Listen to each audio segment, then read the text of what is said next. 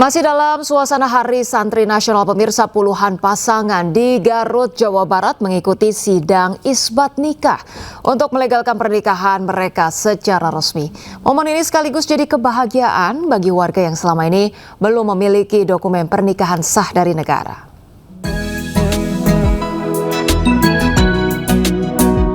Dalam rangka Hari Santri Nasional, Kejaksaan Negeri Garut bekerjasama dengan Pengadilan Agama dan pemerintah daerah menggelar sidang isbat nikah bagi pasangan yang belum memiliki dokumen pernikahan resmi. Sebanyak 20 pasangan dari berbagai kecamatan mengikuti proses sidang dengan harapan dapat memperoleh buku nikah, kartu keluarga, dan KTP sebagai legalitas administrasi. Langkah ini menjadi upaya kejaksaan untuk memberikan perlindungan hukum, keperdataan, serta meningkatkan kesadaran warga tentang pentingnya pencatatan pernikahan. Bapak udah berapa tahun menikah? Pokoknya dari 1995. Udah punya berapa anak? Udah 3. Nah, cucunya berapa? Cucunya belum ada. Oh, belum ada. Bapak dulu kenapa Bapak nggak nikah di KUA?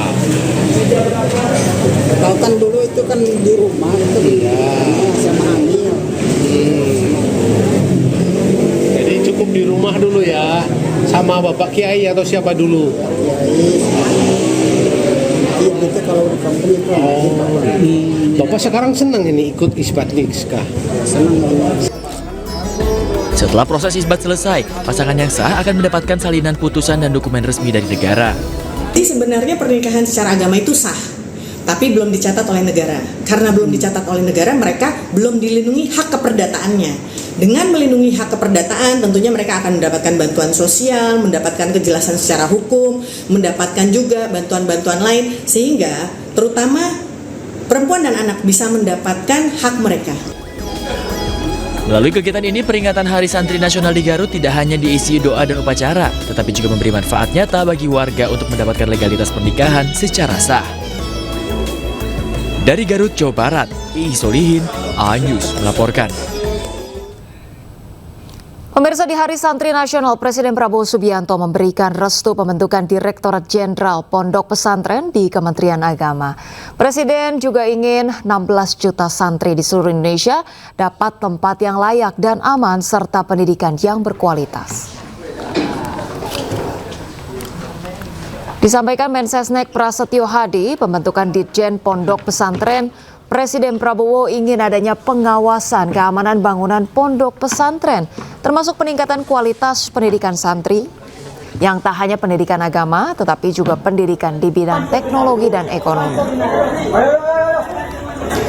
Presiden mengingatkan dengan pembentukan Ditjen Pondok Pesantren, semua bangunan lembaga pendidikan agama, tidak hanya pondok pesantren, harus dipastikan aman dan sesuai standar. Pondok pesantren, tetapi juga lembaga-lembaga pendidikan berbasis agama yang lain, termasuk rumah-rumah ibadah, baik masjid, musola, kemudian gereja dan rumah-rumah ibadah yang lain untuk dipastikan dari sisi teknis sipil keamanannya itu memenuhi standar-standar minimal. Pemirsa, upacara penghormatan kedinasan iringi pemakaman almarhum Anggit Bima Wicaksana, anggota tim ekspedisi Patriot yang gugur di Papua. Upacara penghormatan kedinasan dilakukan dalam pemakaman almarhum Anggit Bima Wicaksana, anggota tim ekspedisi Patriot di TPU Tanah Kusir, Jakarta Selatan kemarin. Upacara diselenggarakan Kementerian Transmigrasi untuk menghormati jasa dan pengorbanan almarhum yang gugur dalam melaksanakan tugas. Almarhum Bimo merupakan koordinator TP dari IPB yang ditempatkan di kawasan transmigrasi Bomberai Fakfak, Papua Barat. Semasa hidupnya almarhum aktif sebagai Ketua Angkatan Ilmu Tanah 58, Badan Pengawas HMIT, Koordinator Lapangan Fakultas Pertanian, dan Asisten Praktikum Praksis Survei, Pemetaan, dan Evaluasi Lahan. Atas dedikasinya, Kementerian Transmigrasi secara khusus memohon kepada negara agar almarhum Bimo dimakamkan di tempat terhormat yang tidak jauh dari rumah kedua orang tuanya.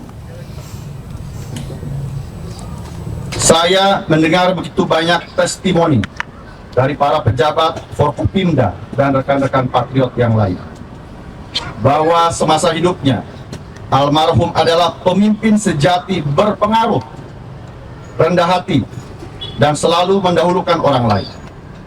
Bahkan banyak yang menjadi patriot karena ajakan dan teladan Bimo.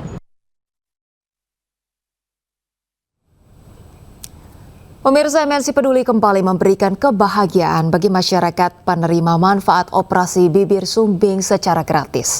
Muhammad Fazri Alkaf, seorang warga Tasikmalaya, Jawa Barat, kini bisa tersenyum kembali pasca menjalani operasi.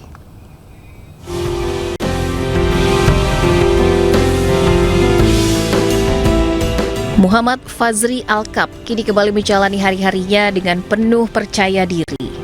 Pasca menjalani operasi bibir sumbing gratis dari MNC Peduli di Rumah Sakit TMC Tasikmalaya, warga Taman Sari Kota Tasikmalaya, Jawa Barat ini tidak pernah lagi merasa malu atau minder di lingkungan tempat tinggalnya. Bahkan kini Fazri bersama sang kakak berani menunjukkan karyanya di media sosial dengan menjual secara online racikan olahan umpan ikan. Seseorang yang dulu enggan berbicara di depan orang lain, kini ia menjadi sosok yang berani tampil, bahkan menjadikan media sosial sebagai jembatan untuk menambah penghasilan. Sebelum dioperasi sama sesudah dioperasi itu berbeda. Saya sangat bahagia karena sudah tidak kelihatan lagi sumbingnya kayak gitu, Pak.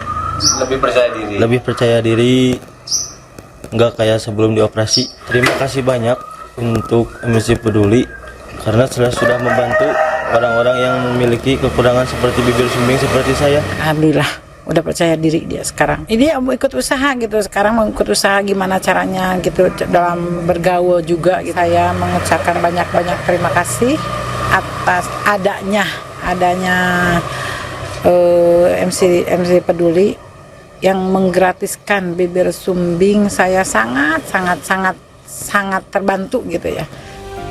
Dukungan keluarga menjadi kekuatan utama yang membuatnya yakin bahwa keterbatasan bukan penghalang untuk berkarya. Sementara bagi warga Tasikmalaya dan sekitarnya yang ingin mengikuti program operasi sumbing gratis, bisa daftar secara langsung dengan mendatangi Rumah Sakit TMC Tasikmalaya, Jawa Barat. Dari Tasikmalaya, Jawa Barat, Asep Juharyono, iNews melaporkan. Pemirsa, Duta Besar Inggris Dominic Jeremy melakukan kunjungan resmi ke Kota Semarang. Dalam kunjungan ini, Dubes Inggris bersama Wali Kota Semarang, Agustina Wilujeng, membahas peluang kerjasama di bidang lingkungan, pengelolaan sampah, dan penanganan banjir.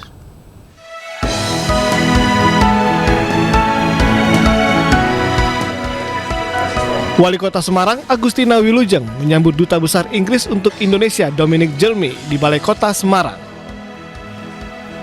Ini merupakan kunjungan resmi pertama Dominic ke Semarang sebagai bagian dari inisiatif Pop-up Embassy UK Goes to Central Java, sekaligus momen penyerahan simbolis hasil inovasi program Futurigen for Change kepada pemerintah Kota Semarang.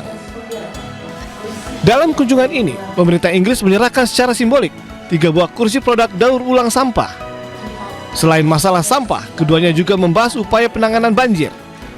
Pemerintah Inggris menilai Semarang dinilai berpotensi besar dan komitmen terhadap isu lingkungan serta inovasi kota berkelanjutan.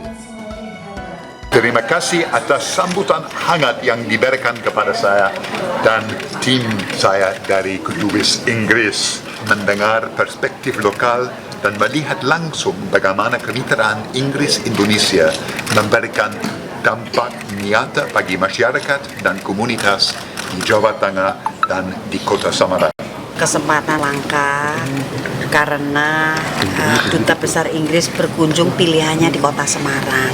Opportunity secara ekonomi yang bisa diambil. Kalau kita punya Jatibarang yang udah penuh sesak dengan sampah, ternyata kita bisa manfaatkan menjadi sebuah bisnis.